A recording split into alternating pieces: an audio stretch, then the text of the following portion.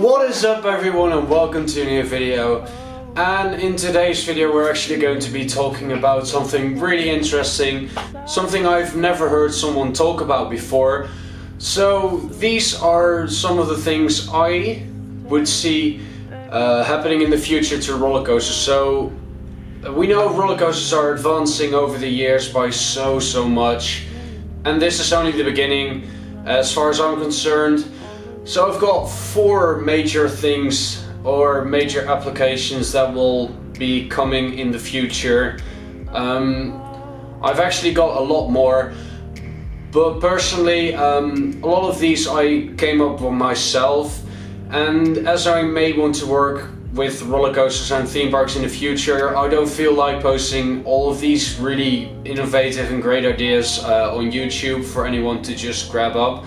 So these are just some pretty basic, I'd say, like ideas that actually most people would probably think of at some point before I even do. So I mean, might as well just throw it out there right now because I really like sharing things with you. And so these are four things that I assume will happen on roller coasters in the near future or somewhere down the line.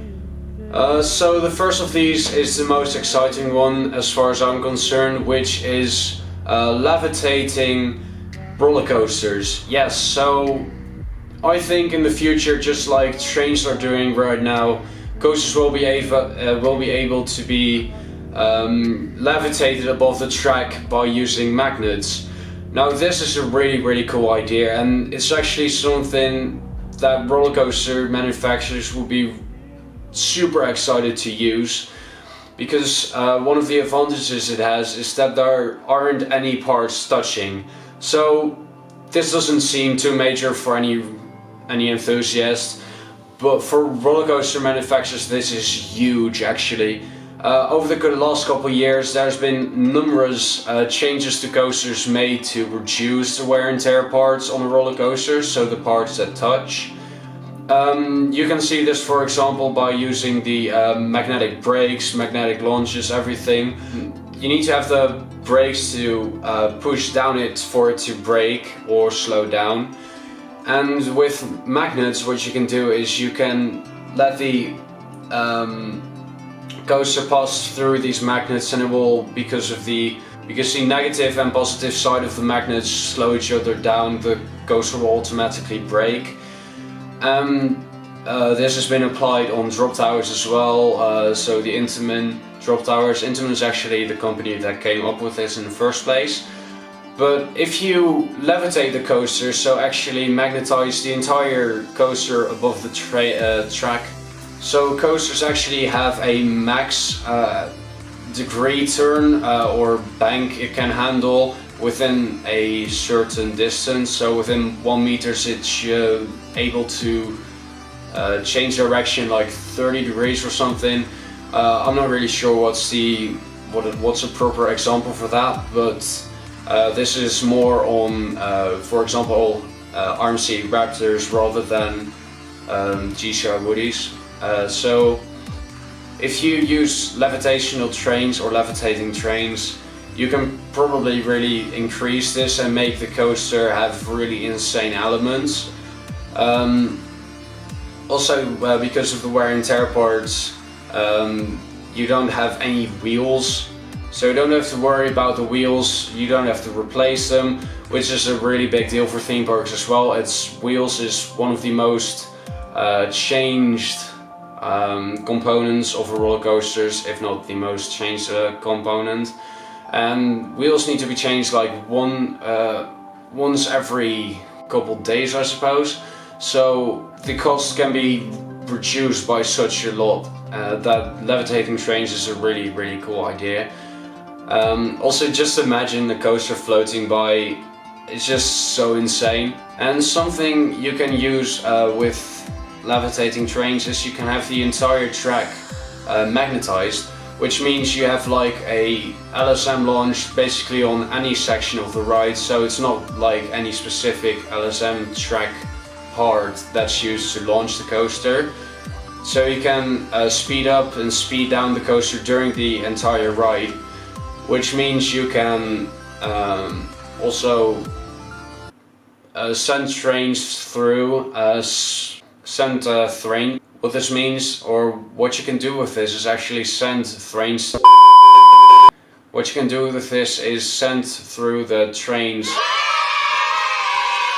Normally you'd have to wait for the first train to reach a certain other section.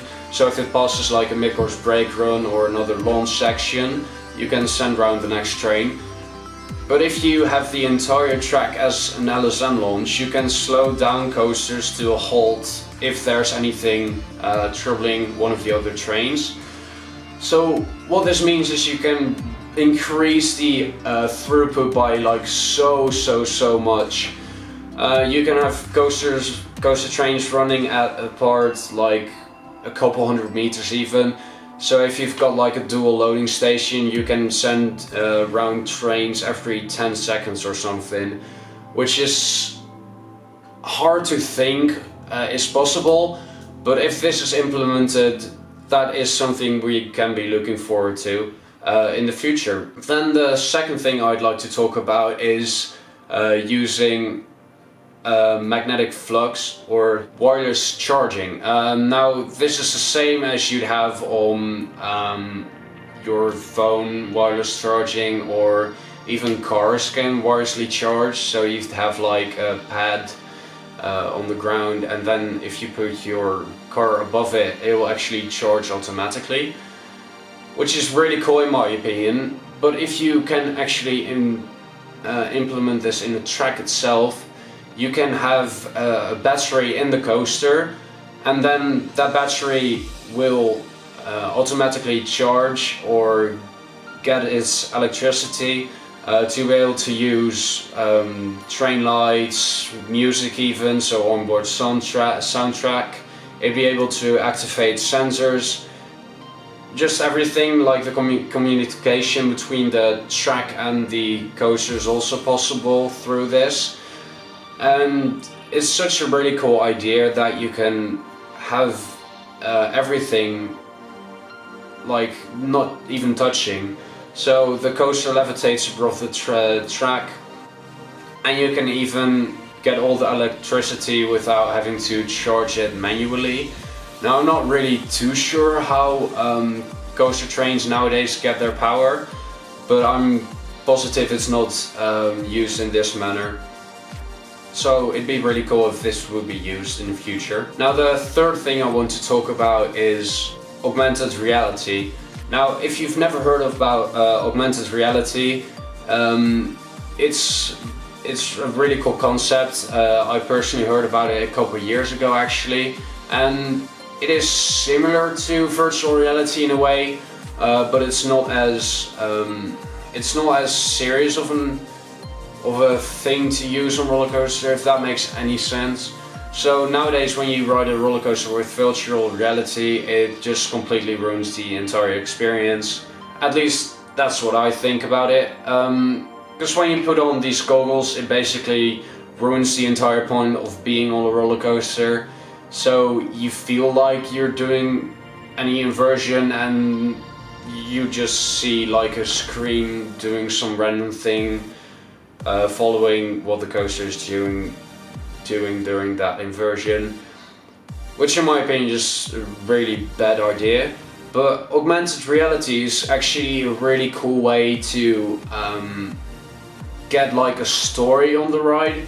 So if you've got like any dark ride section or story to the ride itself, you can use augmented reality to enhance that. Augmented reality is you wear like goggles, and these goggles they don't block your entire vision, so you can just see whatever's happening, which is really cool, and just a key point to this anyway. And what the augmented reality does is it gets like sensors or something, and it knows where it is around the coaster, and it can put in virtual objects over the actual scenery, So what you can do is like have just a very random idea. You can have birds flying in the background without there being actual birds, so you just see the normal scenery with birds around it. You can even have like a dragon as a train and then make the wings just flap on the sides if you look to the side of you with the augmented reality. There's like just so much you can do. It's hard to explain, but I think you can come up with a couple of ideas of this yourself. So what it does, you have the normal scenery and it adds objects to it that are otherwise hard to include. So you can have like a normal coaster and not need any scenery or screens. You can just have it there, computerly or virtually programmed to run that way.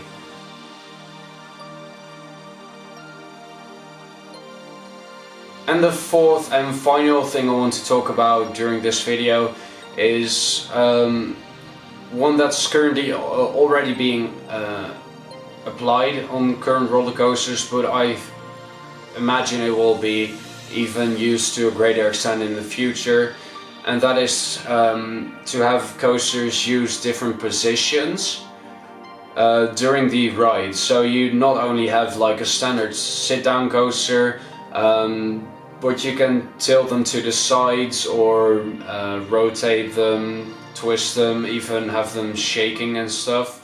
So a good example of this is the new coaster coming to Epcot, so Guardians of the Galaxy, which you can find a few videos about, which is made by Vekoma. And what this does is got controlled rotating. So it's basically a spinning coaster, but it doesn't spin as violently as I would imagine I'd say. So you can have it controlled, just turn around and then focus on that side of the theming, or have it run backwards the other way around, just however a theme park wants it to be. But what you can actually do is you can get way more out of this than is currently applied. So you can have the coaster rock from side to side and tilt it backwards, forwards, have the seats just do all crazy messed up things. If you combine this with the levitating idea and the wireless charging, I suppose, you can do all of that without any contact, and with it just speeding up and slowing down by the just LSM track, I should say. It's like so crazy to even think of. So what you can do is you can have it run into like a cave or something, have it slow down there, then have the seats rotating and have like a fighting scene or something on screens with augmented reality. Like all of these ideas combined is just going to be such a great experience. And I know this is probably way too much to talk about already, but I really want to share it with you. So I think about these kind of things a lot, like basically every day, and I gain so much ideas and want to use them in the future. But these are the ideas I know are going to be applied before I even get a chance of doing it myself, I should say. I know a lot of coaster manufacturers are thinking about these kind of implementations as well, and they're not going to share it with you, so hey, I'm here to do it for you. So these are four of the things I would see are going to be used in the future on roller coasters. But overall, coasters are going to be more crazy, dynamic, and just ridiculously outstanding. Like you see the new Intima models for Park Asterix and Walibi Belgium, all the RMCs that are going around. It's just all so crazy. Coasters can do things we never thought possible, but we are nearly maxing out what we can currently do. And these four for ideas can actually get the coaster to a way higher level than is currently used. And I think that if these kind of coasters will be going to any theme park, they will get so much attention, so much love, because it's just such a great experience, right? If you can use that, and it's going to be such a crowd puller. You can get through crowds at such a fast pace. Everything's just nearly perfect, because the current main problem are wear and tear parts. You get that done. The throughput isn't max, which is something that this would definitely solve. Just the only point is that it's really expensive, which is probably even the reason why it's not being used right now. So if the magnets are going to get if levitating a train or a coaster train will get cheaper anytime soon, this will be used. But anyway, that was it for this video. I hope you enjoyed and can appreciate that I'm sharing this with you. It's just so cool to see where coasters can go and what people are able to do and what should be done with coasters. If you enjoyed watching this video, definitely go give it a like and subscribe to my channel. I've got a lot of really cool video ideas planned, just like this one. So I hope you liked it, and I'll see you guys in the next video. Bye bye. Also, I thought this was worth sharing. The way I got my lighting correct this time is so weird. So what I actually did is I used my phone and just taped it to my tripod. So you don't even need ring lights, do you? Tiny fractures.